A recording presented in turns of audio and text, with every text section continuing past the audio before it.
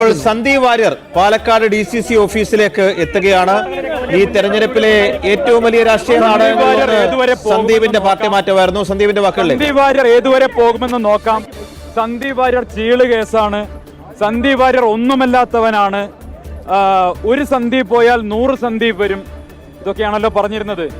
എനിക്ക് പാലക്കാട്ടെ ജനങ്ങൾ, ആ ജനങ്ങളിൽ എനിക്ക് വിശ്വാസമുണ്ട്.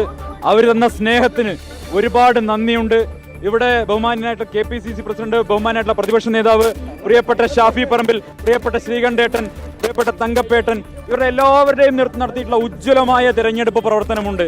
ഒരു കാര്യം നിസ്സംശയം പറയാം, പാലക്കാട് മുനിസിപ്പാലിറ്റിയിൽ BJPയുടെ അടിവേര് UDF മാന്തിയിരിക്കുകയാണ്.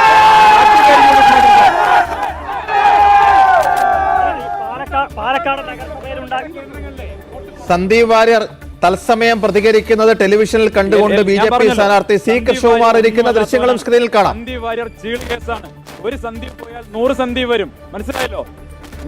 ഇത് മുഴുവൻ ഞാൻ ആദ്യത്തെ പത്രസമ്മേളനത്തിൽ പറഞ്ഞൊരു കാര്യമുണ്ട്. ഇവര് വഞ്ചിച്ചിരിക്കുന്നത് ബലിദാനികളെയാണ്. ഇതിന്റെ ഉത്തരവാദിത്തം, ഈ പരാജയത്തിന്റെ ഉത്തരവാദിത്തം K സുരേന്ദ്രനാണ്. സുരേന്ദ്രൻ രാജിവെക്കാതെ, സുരേന്ദ്രൻ പുറത്തു പോകാതെ BJP എന്ന രാഷ്ട്രീയ പ്രസ്ഥാനം കേരളത്തിൽ രക്ഷപ്പെടാൻ പോകുന്നില്ല. പക്ഷെ ഞാൻ ആഗ്രഹിക്കുന്നത് അയാളെ രാജിവെക്കേണ്ടെന്നാ. അയാളെ രാജിവെക്കണ്ട.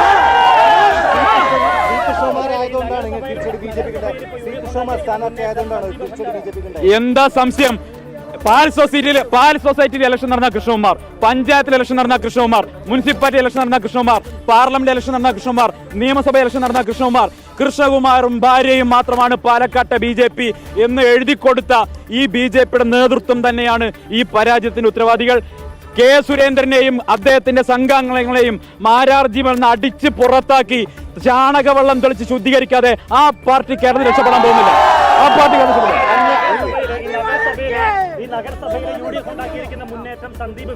ഞാൻ ഒരിക്കലും പറയില്ല. UDFന്റെ പ്രവർത്തകരുടെ അധ്വാനത്തിന്റെ ഫലമാണ്. അടുത്ത മുനിസിപ്പൽ തെരഞ്ഞെടുപ്പോടുകൂടി പാലക്കാട്ടെ മുനിസിപ്പാലിറ്റിയുടെ ഭരണം കൂടി അതിന് നഷ്ടപ്പെടാൻ പോവുകയാണ്. സന്ദീപ് വാര്യർക്ക് ചിരിക്കാം, സന്ദീപ് വാര്യർക്ക് അവകാശവാദം ഉന്നയിക്കാം. എന്തായാലും ട്രോളോട് ട്രോളാണ്. സന്ദീപ് വാര്യർ നേരിട്ട് കുത്തുന്നത് K സുരേന്ദ്രന്റെ നെഞ്ചിലേക്കാണ്. സന്ദീപ് വാര്യർ കൃഷ്ണകുമാറിനെയും ഭാര്യയെയും അടക്കം രാഷ്ട്രീയമായി കടന്നാക്രമിച്ച് സംസാരിക്കുന്നത് ടെലിവിഷനിൽ കൃഷ്ണകുമാർ കാണുന്നുണ്ട്. കൃഷ്ണകുമാറിന്റെ മത്സരിക്കാനുള്ള യോഗ്യതയെക്കുറിച്ചൊക്കെ സന്ദീപ് പറയുന്ന രാഷ്ട്രീയ വിരോധം കൊണ്ടായിരിക്കും. കൃഷ്ണകുമാർ തികഞ്ഞ യോഗ്യനാണ്, പാർട്ടിയുടെ സംസ്ഥാന നേതാവൊക്കെയാണ്. മാത്രമല്ല മലമ്പുഴയിൽ മത്സരിച്ച് അവരുടെ വോട്ട് വിഹിതം കൂട്ടിയ ഒരാൾ മാത്രമല്ല മറ്റുള്ള, ഞാൻ മലമ്പുഴയിലെ പ്രഭാകരന്റെ കാര്യം പറഞ്ഞ പോലെ ഓരോ സ്ഥാനാർത്ഥികളും മത്സരിക്കാൻ വരുമ്പോൾ പാർട്ടിക്ക് വേണ്ടി പണിയെടുത്തുകൊണ്ടിരുന്ന ഒരു മനുഷ്യനാണ്. മത്സരിക്കാനുള്ള യോഗ്യതയൊക്കെ, പക്ഷെ പൊളിറ്റിക്കലി അത് BJPക്ക് തിരിച്ചടിയാണ്, സംശയമില്ല. അവിടെ താമസിച്ച് പട നയിച്ച K സുരേന്ദ്രൻ അതിന്റെ ഒന്നാമത്തെ ഉത്തരവാദിത്തമുണ്ട്. അതൊക്കെ വളരെ ശരിയാണ്. ട്രോളോട് ട്രോളാണ്. ഇപ്പോൾ ജ്യോതികുമാർ ചാമക്കാലയുടെ ഒരു പോസ്റ്റ് ചെയ്യാൻ നോക്കുകയായിരുന്നു. പാലക്കാട് ജയിച്ച ശേഷം നേരെ UDF കേന്ദ്ര തെരഞ്ഞെടുപ്പ് കമ്മിറ്റി ഓഫീസിലേക്ക് എത്തുമെന്ന് അറിയിച്ച സരിനെയും കാത്തു നിൽക്കുന്നുവെന്ന്.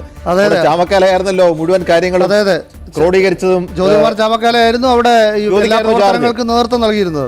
ഞാനവിടെ ഇലക്ഷൻ ചെയ്യുന്നപ്പോൾ അവിടുത്തെ പല ഹോട്ടലുകാരൊക്കെ, നമ്മൾ ഷൂട്ടിന് പോയ സ്ഥലത്തെ ആൾക്കാർ പറയായിരുന്നു, ഈ സ്ഥലം വാടകയ്ക്ക് കൊടുത്താലോ ഭക്ഷണമൊക്കെ അറേഞ്ച് ചെയ്ത് കഴിഞ്ഞാലോ കോൺഗ്രസിന് പണ്ടൊക്കെ പേടിയായിരുന്നു. ചരിത്രത്തിൽ ആദ്യമായിട്ടാണ് അന്നന്നത്തെ കണക്ക് കൃത്യമായിട്ട് തീർത്ത് ഒരു തലവേദനയും ഇല്ലാതെ ഇത് മാനേജ് ചെയ്യുന്നത്. അപ്പോൾ ജ്യോതികുമാർ ചാമക്കാലയാണ് ഇത് പണി ഏൽപ്പിച്ചത്. അത് അദ്ദേഹം വളരെ വൃത്തിയായിട്ട് ചെയ്തു എന്ന് അവിടെ പുറത്ത് അദ്ദേഹം തന്നെ ആ കേന്ദ്ര തെരഞ്ഞെടുപ്പ് ഓഫീസിന് മുന്നിൽ നിന്നുകൊണ്ട് ഒരു ഫോട്ടോ എടുത്ത് ഇട്ടിരിക്കുകയാണ്. സരിനെ കാത്തു നിൽക്കുകയാണ്.